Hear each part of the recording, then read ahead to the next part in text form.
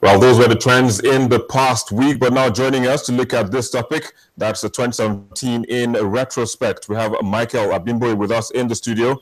He is the online editor of the New Telegraph. Thanks for joining us on the program. Thank you, Victor, for inviting me. Of course. And on the Google Plus Hangout, we have Abid Chukwuekezie, who joins us from Hartfield in England. We have Henry Okelu, who joins us from Nigeria's Federal Capital Territory, Abuja. Thanks as well for joining us. And we have Ben Cosmos, who joins us from Malaysia, that's Kuala Lumpur, precisely. But then just kickstart this conversation for us. Michael, I mean, 2017, a lot of things went on. Which would you say stood out for you?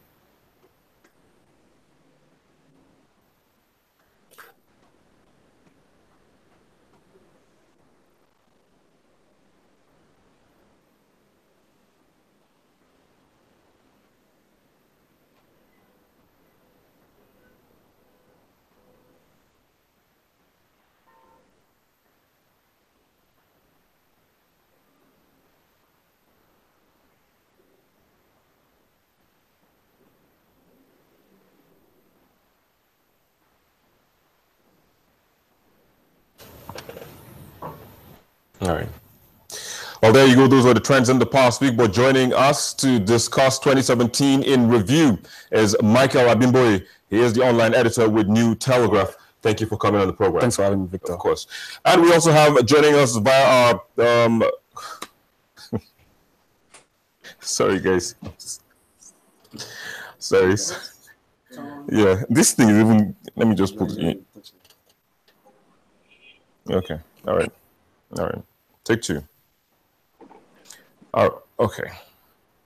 Well, those were the trends in the past week. Now joining us to look at 2017 in retrospect, we have a journalist. He is actually the online editor with the New Telegraph, Michael Abimboy. Thanks for joining us on the program. Thanks for having me, Victor. Of course. We also have joining us on the Google Plus Hangout, we have Abid Chukwuekezie, who joins us from the UK. Thanks for joining us. Thank you. We also have Henry Okele, who joins us from Abuja, Nigeria's Federal Capital Territory. Thank you very much for having me, Victor. Of course. And then we have Ben Cosmos, who joins us from Kuala Lumpur in Malaysia. Thanks as well for joining us.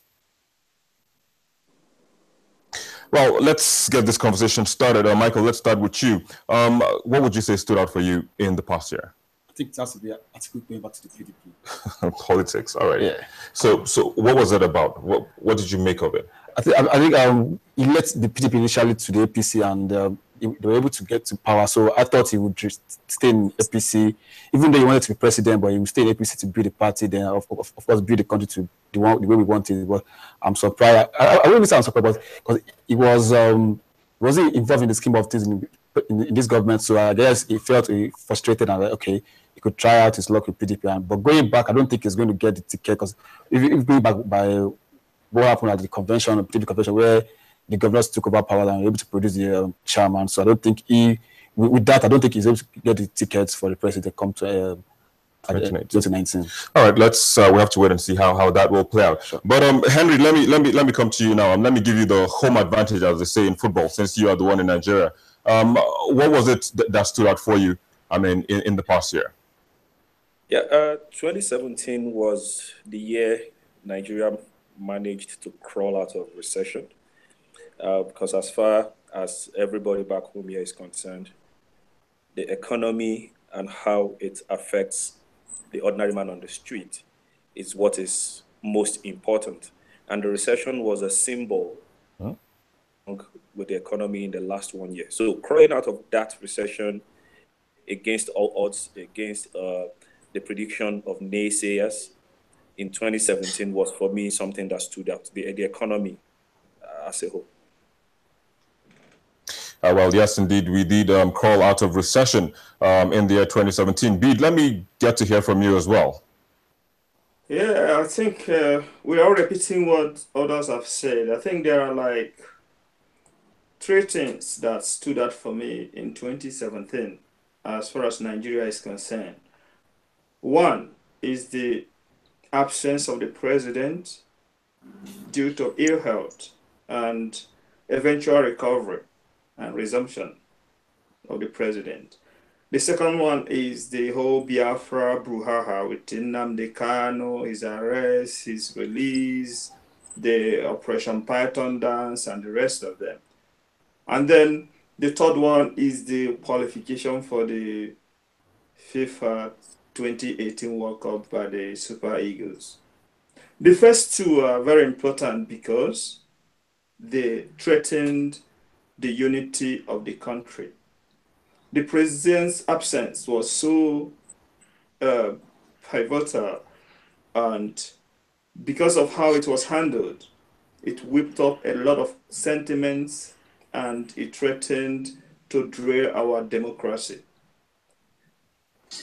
If you come to the Nnamdi Kanu case, his own agitation for Biafra, the IPOB, his arrest, his release, his rallies, and the rest of them was also a very, very big challenge to the unity and progress of the country, both from the point of view of the regional government of the Southeast, the Senate, and also the federal government that had to deal with it. And I think we have managed thus far to come out from it without much trouble.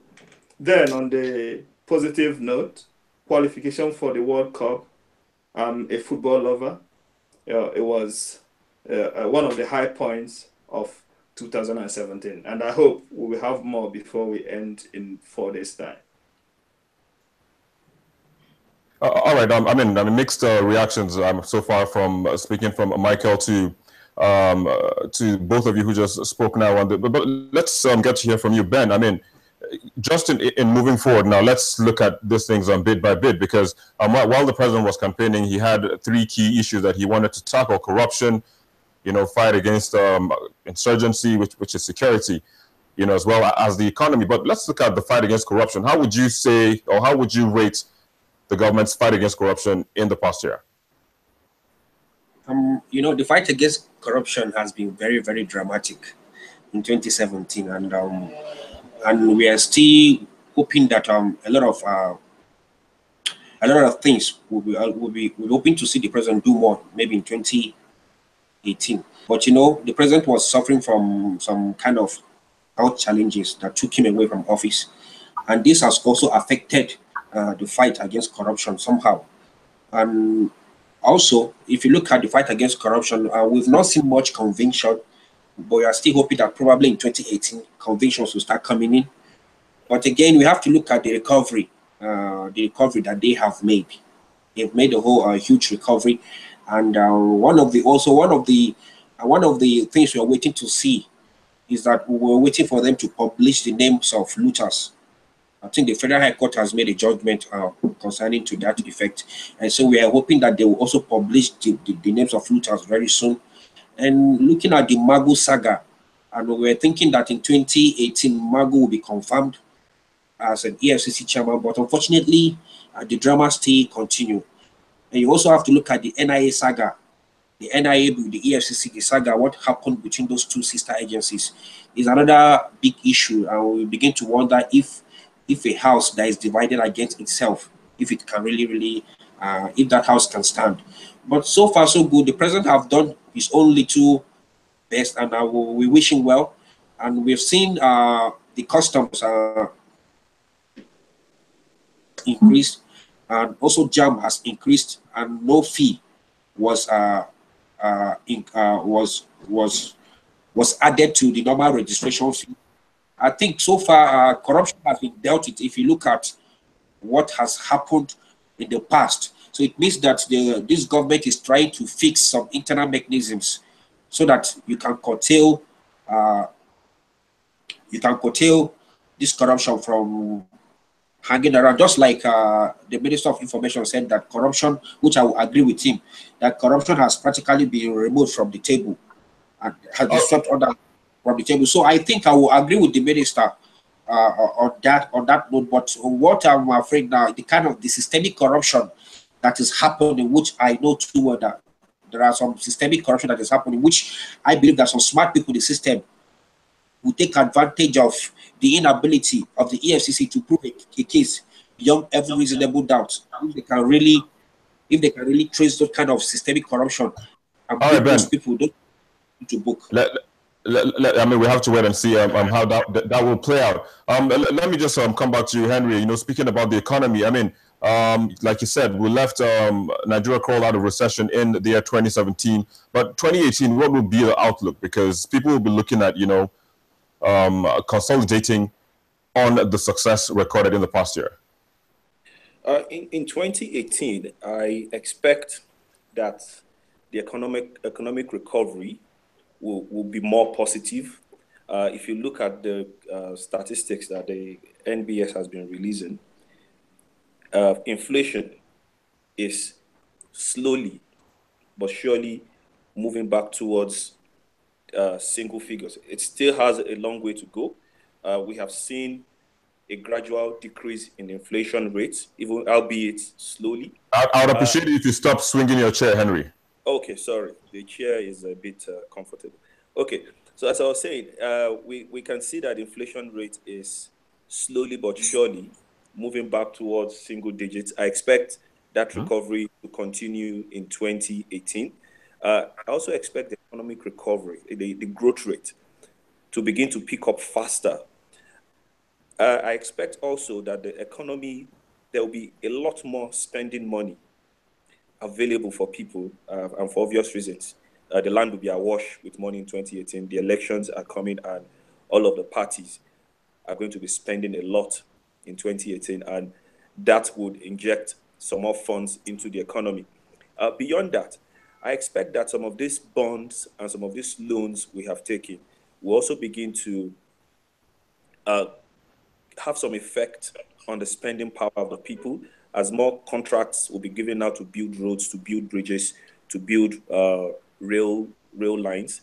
More contractors will be out there paying more laborers, and those laborers in turn paying people by the side, the indirect economy that pop up along those lines. So I expect 2018 to be a year where there'll be more spending money, the economic recovery faster, inflation will pull back even more towards single digits. All right, very well. Michael, let me come bring this conversation. Now, back to you. Henry made mention of statistics released by the Nigerian Bureau of Statistics, one of which is that unemployment rate, you know, has increased. Yes. Do you think, I mean, you talked about politics, but do you think the politicians will make favorable policies, you know, to bring that figure lower than it is at the moment? But I expect politicians this year, 2018, to start campaigning based on jobs and the economy. So probably we will have more. They will consult more economists in making their policies. But as well, Nigerians, it's more, they'll do more of the talking, and when it's time for action, they don't do anything. I mean, we saw the APC promised 3 million jobs per year, and this year we lost 4 million Nigerians lost their jobs in 2017. So it's so obvious, like they just do more of talking without doing action. So what about, I mean, security? I mean, because they talked about the job creation, security, and of course, as well as anti-corruption. We need to give it to the APC government in terms of security. They built for security in the up north, and even though they claim they've detected Boko Haram, but that's a big lie. But they've been able to reduce and decimate them to just a little part of the Lake Chad Basin area, and people in Maiduguri, Yobe, and have their life backs. But although we've seen some few the bombings in those areas, but at least it's not as usual before, where every Christmas, every Sunday there's always bombing. But now we have people going up their normal day and having their normal lives. $1 billion will be taken from the extra school accounts to make sure. I mean, that's the reason that was given. Do you think it was the right step? Of course, it is. It's just that people will play politics with it, but we are fighting war. You're not fighting the regular, maybe taming touts or something. This is a war, and you're spending money on guns, bombs, aircraft, buying fuel, feeding the soldiers. So it's good. Cost more, even more than that. But of course, I expect the politicians to play politics with it and say, "Oh, they're wasting money," but it's the right thing they're doing. All right, we have to leave the conversation here. Michael Abimboye, thanks for joining us on the program. Well, we have to leave the conversation here again, but thank you, all of you who joined us on the program, be it from the UK, Henry from Abuja, as well as Ben from Kuala Lumpur in Malaysia. We'll take a break. I'll be back with the most viewed videos in the year 2017. Please stay with us.